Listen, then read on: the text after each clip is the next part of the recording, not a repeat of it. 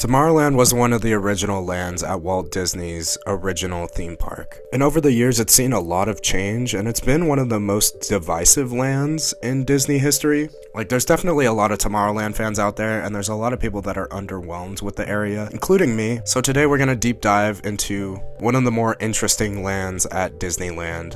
Before we get started, I just wanted to give you a huge thank you for watching this video. The channel recently crossed 5,000 subscribers, which is just beyond comprehension for me. So thank you so much.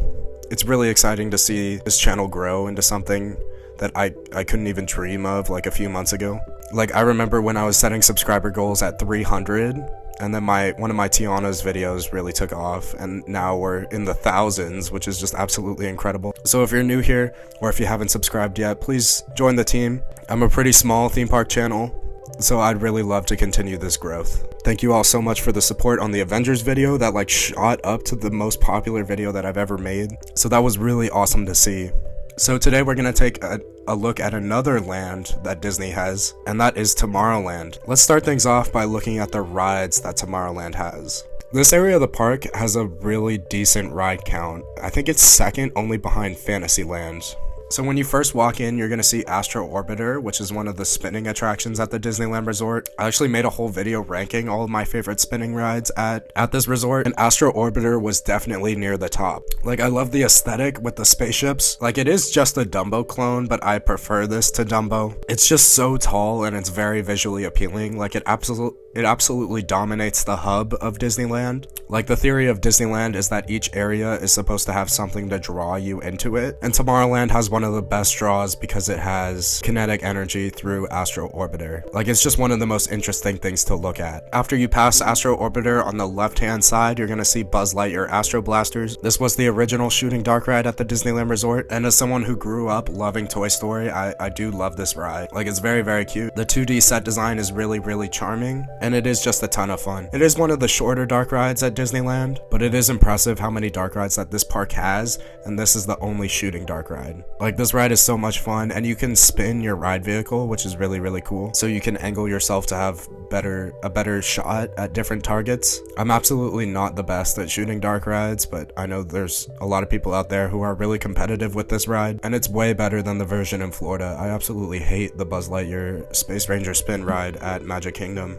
That might get a Why It Sucks videos one of these days. But right across from Buzz Lightyear Astro Blasters is Star Tours, which was the original Star Wars attraction. I'm not gonna lie, when Galaxy's Edge opened, I assumed that this ride was toast, but it is still around after 6 years of operation for Galaxy's Edge. And honestly, it looks like Star Tours is not slowing down anytime soon, because in 2024, Disney invested in a lot of new ride films for this attraction. So it seems like this ride is sticking around for the long haul, which is a little messy. It does kind of bother me that this is a Star Wars attraction outside of the Star Wars land, but once again, this was the original one, so it does kind of get a pass, but you know, it just kind of gets under my skin a little bit. The C-3PO animatronic is really cool in all of the simulators. The number of combinations with the ride films is really, really impressive, so it's a very re-rideable ride. And of course, because it is a thrill ride, it is re-rideable just on that fact alone, so it is really cool. I've never been the Rebel Spy, which is kind of a shame. I'm a little salty about that, but it's still really, really cool. It's absolutely worth your time at Disneyland. I would say that this is my second favorite attraction in Tomorrowland. But moving on, we have another original attraction at Disneyland. It is the monorail. So this only has 2 stations, and it's very much an attraction and not a transportation method, unlike the monorail at Walt Disney World. This monorail will take you from Tomorrowland to Downtown Disney and then back to Tomorrowland. You don't have to get off at Downtown Disney, so if you just want to take a lap on the monorail, you can do that, and I feel like that's what most people do, unless you're staying at the Disneyland Hotel, because other than that, it's not the most useful method of transportation because it doesn't have a station at California Adventure, which is kind of weird to me. It's kind of strange that they didn't add a stop at California Adventure when they built that park, but you know, it is what it is, I guess. I mean, it's a Disney icon, it's really cool, but in terms of a ride experience, there's just not much there.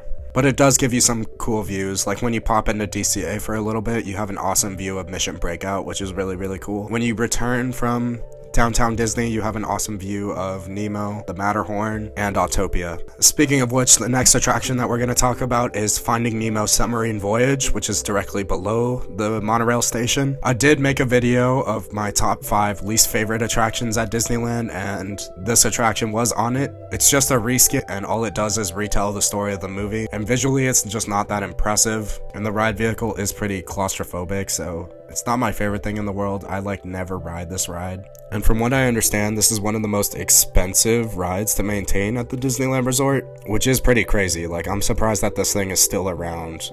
I can't believe that people wait for this thing. The capacity is obviously really, really bad, but people still wait for it, which is mind-boggling to me.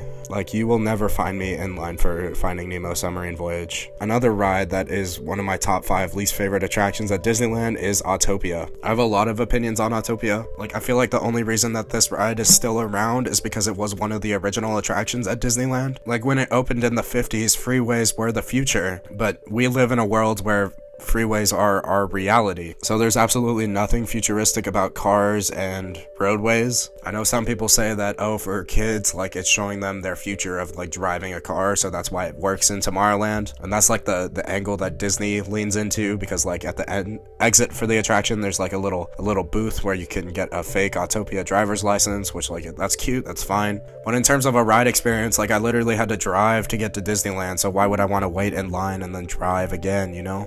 I'm not really a fan of go-karts. I'm not a fan of cars attractions at all, as you might know. And this is absolutely my least favorite ride at the entire resort. The smell is bad. The sound is bad. I do appreciate how wooded it is. It's absolutely better than Tomorrowland Speedway at Magic Kingdom. That might be one of my least favorite rides of all time. That thing sucks. But Autopia is not that much better. The setting is the only reason that it is better than Tomorrowland Speedway, because it's literally the exact same ride, and Autopia is just less ugly to look at. My favorite part about Autopia is that little off-road section by Matterhorn. That's pretty cute. But other than that, this and Finding Nemo Submarine Voyage right below it are just a tremendous waste of space. I'm not a fan of either of these attractions at all. But we're gonna flip the script and talk about the best ride at Tomorrowland by far, which is Space Mountain. I absolutely love Space Mountain. I recently made a video ranking my top 25 favorite rides at Disneyland, so you should go check that out to see where Space Mountain ranks. This is absolutely one of the best at the resort, and maybe even in the world, depending upon who you ask. I love the music on Space Mountain. It absolutely carries this ride experience. I just love racing through the dark with all those star fields around. It's just such a vibe, and it's one of the most popular attractions at the Disneyland Resort for a reason. If you just go around asking people what their favorite ride is at Disneyland, there's a good amount of people that will say Space Mountain, and you can't blame them at all. This is by far the best attraction in Tomorrowland. It is absolutely the attraction that will draw you into this side of the park. So now that we went through all 7 attractions at Tomorrowland, we're gonna take a look at the restaurants in this area. So there are 2 major ones. The first one is right next to Space Mountain. It's called Alien Pizza Planet, which is also from Toy Story. As you could probably guess, they do serve pizza.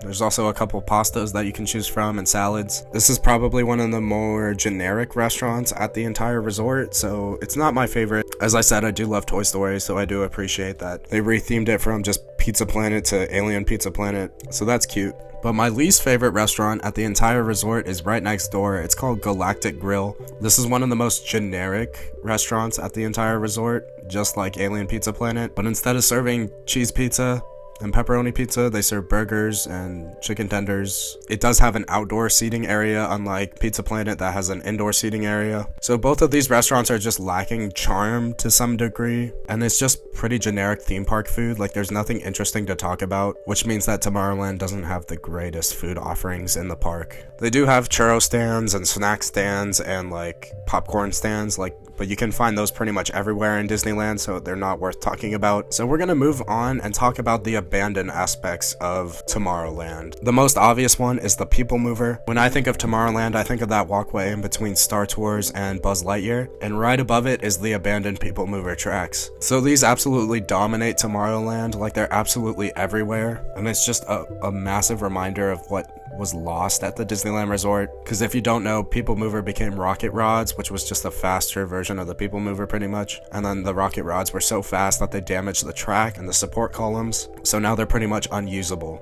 There was a rumor before one of the D23 expos that Disney was going to bring back the People Mover, but I'm not sure if there was any truth to that, or if that was just Disney fans talking for the sake of talking, which I understand, to be honest. We also have the Tomorrowland Theater right in front of Space Mountain. This area is pretty useless. Like, obviously it used to have Captain EO, but Captain EO has been long gone for a while. And now they really only use this space for special events and for like movie trailers occasionally. Like, it feels like they haven't had a movie trailer in there for a while, but like whenever Disney feels like promoting a movie, they just throw like a little sneak preview in there and boom, it's an attraction. But you know, that's pretty lazy. We also have the Innoventions building, which was originally the Carousel of Progress. Currently it is Star Wars Launch Bay. It's very uninteresting. It's a total waste of space. Like, they basically just use it for meet and greets for the original Star Wars characters that can't set foot in Galaxy's Edge, at least not yet, because they literally have Boba Fett walking around Galaxy's Edge these days. So it's just a total waste of space in my opinion. You combine that with the Tomorrowland Theater, which is pretty much right next door, and the People Mover tracks, which are literally everywhere, and it's just like a dead energy around Tomorrowland, you know? It is one of the major flaws of this area of the park. Speaking of, we're gonna discuss the Tomorrowland problem, which is one of the more interesting aspects of this themed land. So if you don't know, the Tomorrowland problem is the fact that tomorrow always comes. So whenever you build something futuristic, it might be futuristic at the time, but by the time that Disney is done building it, and by the time it's operating like it should, like, the future is there and it might be outdated. And obviously building stuff is really expensive, and Disney is notoriously slow at building anything. So by the time they take 7 years to build a clone of a Tron roller coaster, it'll be 7 years in the future before you even get to ride the ride. Tron is a different case that we're going to talk about later. But the Tomorrowland problem is basically the excuse that Disney gives us for not updating this land on a regular basis, because it would just be too expensive to constantly be refurbishing this area, because tomorrow is always coming. What's futuristic and interesting today might be boring and outdated tomorrow, so they don't want to commit to anything. And they've had a few different workarounds. Like, at one point they tried to step around it by being like, we are going to build the future that minds of the past would have dreamt of. And a lot of people weren't a fan of it. Like, at that point in time, they repainted Space Mountain to be like brown and bronze and kind of ugly, so nobody liked it. In Disneyland Paris, they didn't even build Tomorrowland, they built Discoveryland, so that is pretty interesting.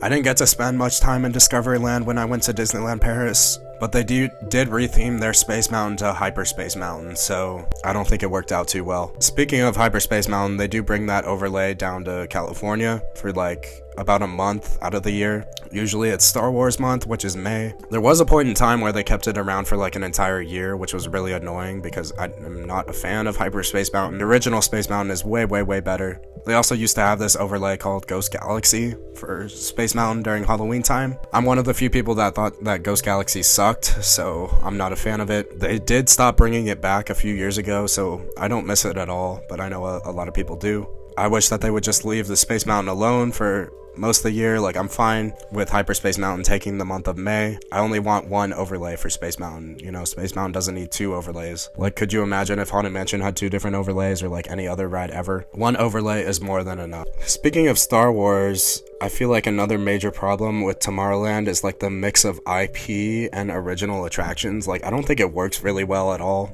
Like, as I mentioned, Star Tours exists in Tomorrowland, even though Star Wars is supposed to have its own land. Right across from Star Tours, you have a Pixar attraction, and then you also have the Nemo subs, which are also based on a Pixar film. And then in between that, you have Astro Orbiter, you have Space Mountain right next door, which occasionally is a Star Wars ride, but for most of the year, it is like just an original classic Disney roller coaster. And then you have the monorail, which is one of Walt Disney's attractions. So the fact that it has this mess of Pixar attractions, Star Wars attractions, and original Walt Disney concepts, like it's pretty messy. Like, I wish that they would just commit to one thing.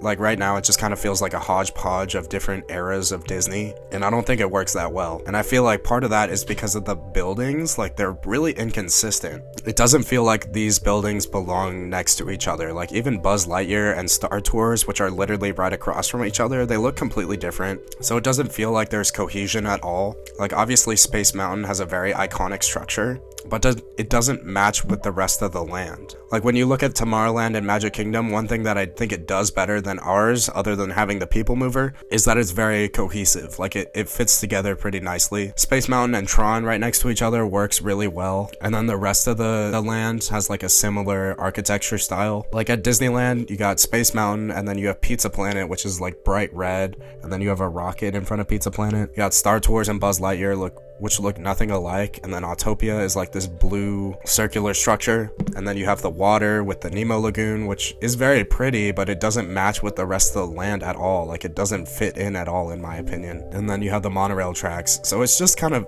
ugly. Like the combination just doesn't work at all, in my opinion, so it's just not great. And obviously the Carousel of Progress looks nothing like Autopia. Autopia also has a sponsor, which is another thing I forgot to mention. I don't like Disney attractions that have sponsors. We got Honda's Autopia right next to an abandoned building, right next to the monorail, which is right above the Nemo subs, which are yellow. So there's just so many different colors that it just doesn't work together, in my opinion. And another thing is that, like, I've mentioned how many attractions there are, but there's really not that much kinetic energy. Like, I feel like the easy solution to fixing Tomorrowland is just having more stuff that move. Like, if you look back at Walt Disney's depictions of Epcot, like, there's just stuff always moving. Like, his plan was that you were gonna walk for short distance, you were gonna take a people mover for medium distance, and then you could take the monorail for long distances. And then of course the freeways would also be worked in there.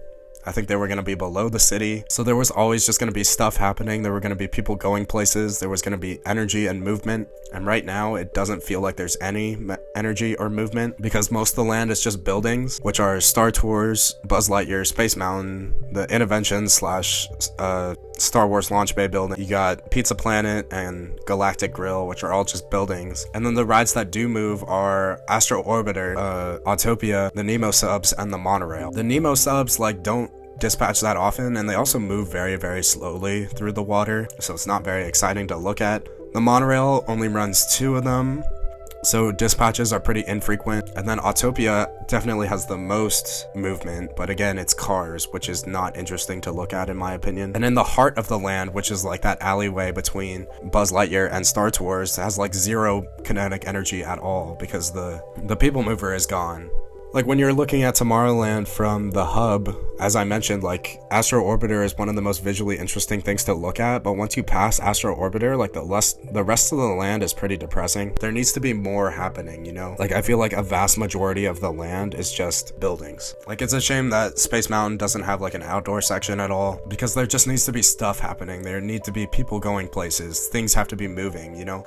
Just think about any depiction of the future ever, from like any cartoon, any film. And I guarantee the scene that you're thinking of right now, there's just a lot of motion, you know? Things are happening. It's interesting. And right now it feels like Tomorrowland is lacking that. So this is one of the biggest problems. Like there is kinetic energy, but there needs to be more. It should have the most kinetic energy out of any land in the park. And right now it's probably one of the weaker ones. Like obviously the easiest solution would be to bring back the people mover and then to fix the Carousel of Progress, or bring back the Carousel of Progress, so that would be moving. But I feel like it's more than that. They need more than just those 2 things. There needs to be a lot more motion. Like an example would be like the pretzels that we talked about in the Avengers Campus review for Pym Test Kitchen. There needs to be more things like that, like everywhere in this land. Things should be moving, things should be happening in the future, because this is Tomorrowland, you know? And I don't think Disney is ever going to ditch Tomorrowland, because it's one of Walt Disney's ideas.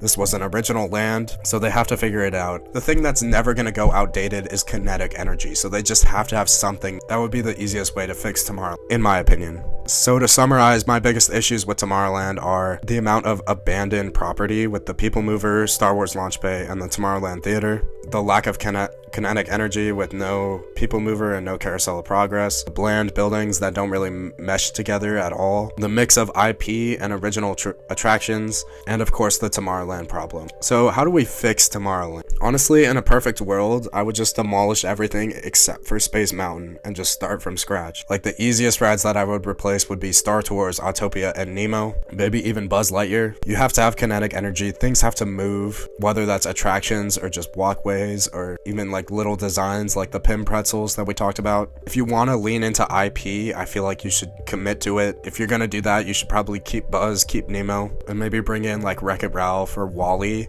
WALL-E is a great example, because that that film is about like environmentalism, and I don't think that's ever going to go outdated. So if you built a WALL-E attraction, I feel like that would work really well. Maybe even Avatar, because that's another franchise that is very environmental focused. It's clear that DCA is getting some version of Pandora, so I don't know if Disney would want to bring Avatar to Tomorrowland if it's going to California Adventure. But in a perfect world, I would hope that they go with like original attractions, like keep Space Mountain and then just fill out the rest of the land with like original ideas. Like if you bring back Adventure Through Inner Space, I feel like that could be really cute, like especially with like modern effects. It could work really well. I don't know, I don't think that would ever happen, but like the dream Tomorrowland in my opinion would be Space Mountain, Adventure Through Inner Space, the People Mover, and then maybe like some reimagined Mission to Mars attraction, but like instead of a film, it would be like a roller coaster, maybe like an outdoor roller coaster. Like I don't think that they should bring Tron to Disneyland, because I feel like they need to make Magic Kingdom and Disneyland completely different parks. Like they're already very similar at heart. They have a lot of similar classic attractions. So I think they should differentiate it a little bit, and I feel like Tron should just stay in Florida. Tron is also huge, like it's an incredibly massive ride. So if you did that in Tomorrowland here, it would take up like the entire land, and I don't think Disney wants to do that. On top of environmentalism, like space travel, that's another thing that's never gonna go outdated.